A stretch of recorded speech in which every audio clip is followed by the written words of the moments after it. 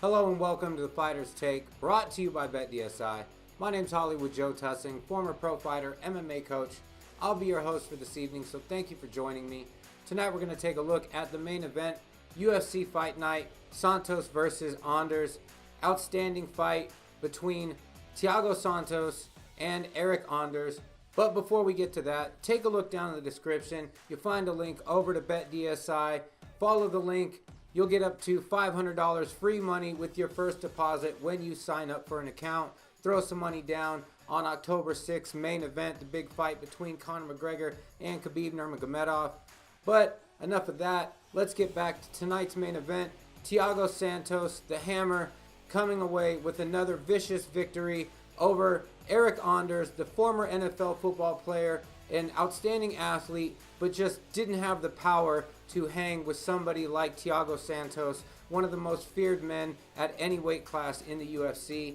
In the first round, Eryk Anders was able to grab Santos's kick, get him to the ground, but wasn't able to do much ground and pound. And as soon as Santos would get back to his feet, he would just start throwing bombs, landing a lot of right hands, some serious body kicks.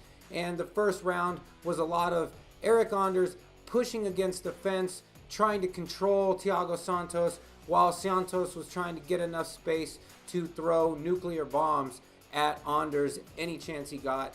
Second round, much of the same. Anders was able to get Santos's back, but again, Santos turned in away from the choke, got back up to his feet, and just started throwing heat. Had Anders on his back foot pretty much the whole fight. In the third round, more of the same. And then we got some referee interference.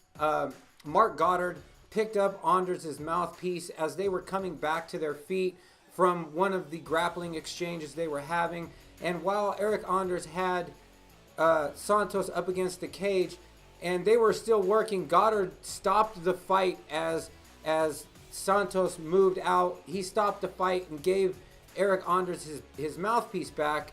And then when they started the fight back again, Santos leaned forward on top of Anders and kind of forced him into a single leg and immediately started throwing elbows, just peppering the side of Eryk Anders' head with these elbows.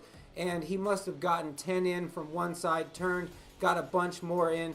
Anders found himself with his head between Santos's legs, trying for a double leg, but really had nowhere to go. Santos was throwing punches from underneath Anders' arms, laying into him with those elbows.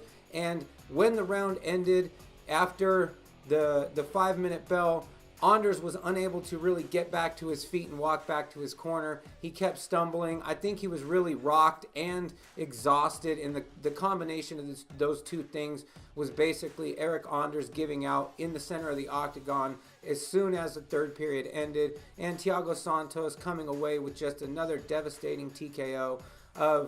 It's crazy how much power somebody like Thiago Santos is able to generate. When he weighs the exact same amount as the people that he's fighting, there's no extreme weight difference, but Santos is just crazy amount of power with his body kicks. His right hand is just extremely powerful. Had Eryk Anders stumbling all over the octagon for 15 minutes. So it'll be interesting to see the step up in competition that they give Thiago Santos in his next fight. Don't forget, follow the link in the description over to BetDSI. Sign up for an account. They'll give you up to $500 free money with your first deposit, and you can throw some money down on your favorite fighter on a future UFC or maybe Bellator card. So thanks for watching, guys. I will talk to you soon.